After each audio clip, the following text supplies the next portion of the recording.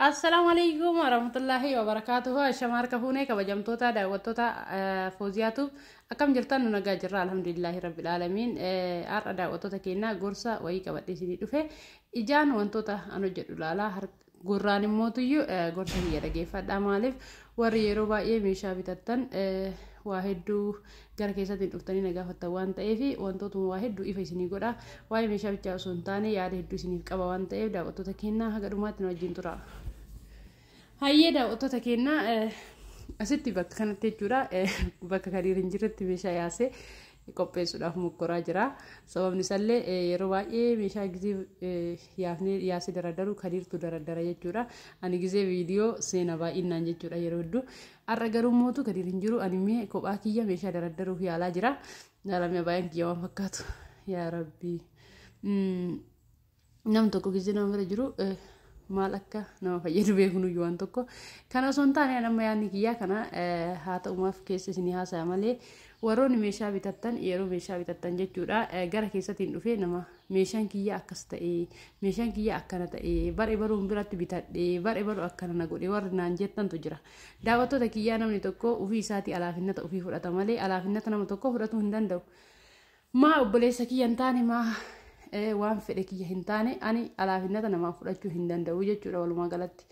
Kana jecha warroonni meeshaan kiyyaa barna jalaa caccabee bare baru akkana na godhee jettanii natti dubbattan jechuudha. Duruma namni meeshaa naa bitu sun hagam waastinnaa qaba hagam meeshaa kiyya saniif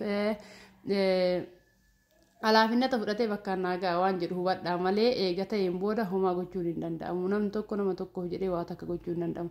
Fakkeenya meeshaa takka kanarraa bittanii meeshaan tokko osoo na biraa hin deemin yoo cabe anatu itti gaafatama. Sanbichaa miti roottoo kanatti yeroo meeshaan rattabamu jechuudha daawwattoota keenya wallaahi bu'aa bayii hedduu qaba. Nama beekutu iyyuu rattaba malee akkanumaan abbaan arge rattabu. Fakkeenya yeroo tokko kanatti anummaan hin rattabu baay'inaan kadiirtu rattaba maaliif sirra siraataan meeshaa tokko galee meeshaa san jidduu kaartooniin galee meeshaa nama kaartoonii keessa haala kanaan yaafneetiin viidiyoo irratti agarsiisnu kun takka takkaan waraqata isaa jidduutti deebisneetiin deebisne waraqata isaa kana maaliif garaa isaa keessa kaaya booda itti deebisuuf ilaalaa isaanii kanarraa ilaaltan jechuudha. Booda waraqaa isaatti deebi'ee takka takka yoo hin rattabameetu kaartoonii isaatti deebi'eetu achi keessa gizee galee akkanumatti itti gaddarbamee yoo ta'e hin caccabame meeshaan jechuu karaa dheeraa deema waan ta'eef. Laazim kaartoonii isaa dacha'ee shikii isaa dacha'ee achi keessa gizee galellee jidduu isaatti kaartooniin galuu qaba jechuudha. Kana yoo isiniin jedhu meeshaa gizee bitattanii namni ani irraa bitadhe kun hagam waastinnaa meeshaa kiyyaaf qaba waan jedhu beekuun dirqama. Deebii immootuyyuu namoonni tokko tokko immootu kana bichaayyuu miti. Waan isin jettantu jira. Nama tokko yookaan TikTok irratti argitanii yookaan Facebook irratti argitanii yookaan bakka ofii isaatiin mul'atu ofii isaatii maal hin jedhu miidiyaa san qajeelan ittiin fayyadamu garuu dhufee meeshaa isin agarsiisaa footoo achirra gadhiisaa maal jedhaa kazaan dhaayitanii birrii itti ergitanii birrii isin itti ergitan inni yoo barbaade nama sadii afur irraa fuudhee kan miidiyaa irraa badu baay'ee jira. Kana jecha gara keessatiin dhuftanii warroonni haala kanaan akkana ta'ee jira akkas ta'ee jira jettan jechuudha. Osoo hin ta'in dura of eeggannoo godhaa. Namni kun hagam bakkaan ga'e amaanaa kiyya kana hagam immoo gadi jedhee dalagaa namni kun meeshaa kiyya kana bitee agarsiisudha moo kaayyoon isaa bitee anaa bakkaan ga'uudha waan jedhu sirriitti hubachuu isin barbaachisa. Tokko kana lammaffaa chaanaalii tokkorra seentanii meeshaa tokko yoo laaltanuu namni tokko yoo meeshaa takkarraa gatii wayii waan xiqqoo isii yookaan dhibba lama akkana qannase namni kun gara biraatti meeshaan kun hagana maaliif meeshaa kanarraa kana qannase viidiyoo sana godhu maal hawwadha. Asitti namni tokko wanti isiniin jechuu barbaade meeshaa tokkocharraa gatii isaa xiqqishu isii hin qannasanii kaan irratti immoo achi siqanii badambitti dabalan. Yoo akka namni maaliif wanti kun ta'e hin jenne meeshaan kun tokkoffaadha meeshaan kun akkasii homa mul'atu kana bar homa mul'atu kana wallaahi ani jechuun waan taasifirra isin haasa'aa jira maaliif yoo jettan homa mul'atu homa mootuyyuu namni achi ilaalee argu kana yookaan meeshaan isaan akka tokkoffaadha jedhanii itti kakkatan suni meeshaa lammaffaadha nu hin beekna.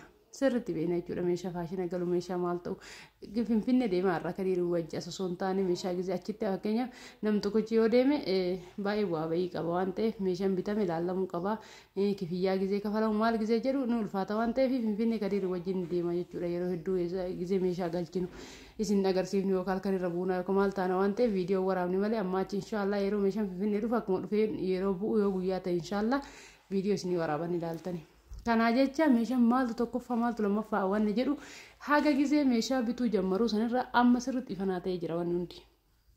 Kana yoo isiniin jedhu isinis wanti hundi isinii ta'uu qaba. Namni tokko viidiyoo gadhiisee tokko farratti gizee seensa awwala assalaamu alaykum jedhee meeshaa tokko gizee agarsiisu gatii isaa gadi buusee isinitti hima.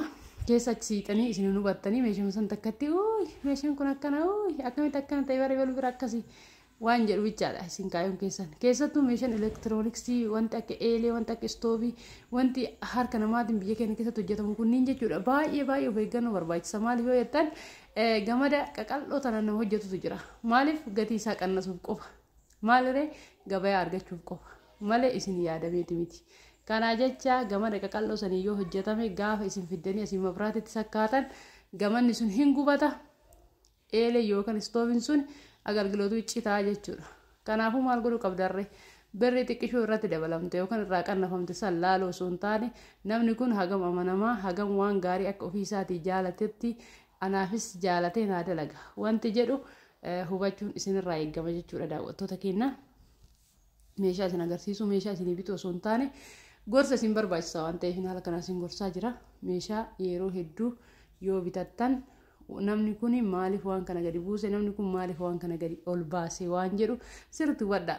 Eenyumarraayyuu bitadhaa abbaa barbaadan irraa bitadhaa barbaadan bakka feetanii bitadhaa. Ani kun kan na biratti uummata kanatti hin fakkaatu maaliif gabayaatti iyyaayyuu keessummeessee biyya keessa gurguradhee onlaayin gurguradhee waliin ga'uun baay'ee biizii ta'aa jira.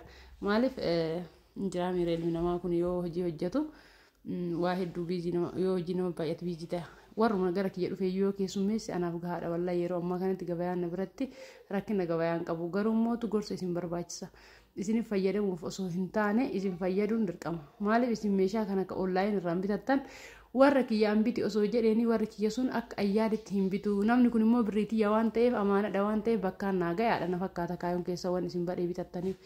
Namni amaanaa fuudhe sun illee bakkaan isin hin gahin illee isinumarratti nagadatee isinumatti bakka waan ta'an isin gurguranii asirraan immoo meeshaan kun akkana ka jedhu bakka arraba bichaa dheeratanii fakkeenyaaf istoovii tanarratti yoo ilaaltan baay'ee laalaa gaman isii keessaa tun qal'oo tanan guyyaa takkaan gubatti guyyaa takkaan akkas akkaataniin gubatti garuu gamanni isii furdaadhaan nama beeytanirraan daanfanyaarraa yoo hojjetamte yeroo kamuu ta'etti jechuudha daawwattoota keenya. Dhiifamaa yoo warrillee isinti baay'isee daawwattoota keenyaa gorsa isin barbaachisa jedheetiin yaade qabadhee dhufee yeroo biraallee qabadhee isin dhufa arrabichaa osoo hin taane asiin immoo wanti isin agarsiisaa jiru kun jaayidha. Laalamee jaayiin tuni fakkeenya namni tokko miila isin ittiin teettu tana ittiin godhu. Miila isin ittiin teettu tana ittiin goone fakkeenya dhadhaa itti naqama yeroo baay'ee bachoo shakaka jechuudha wanta akkasitti naqama hin dhaabattu jaayii tana yeroo baay'ee argu jechuudha namni hojjechiisee gisee argu garuu haala kanaan jala isiitti wanti hin dhaabattuun kana yoo itti hodhame laalame kallattiiwwan yoo lafa keettanillee haala kanaan dhaabatti ni beeytanii wanni kun shaklarraa hojjetamte seera of eeggannoo qabaatiin ni cabxi jechuudha.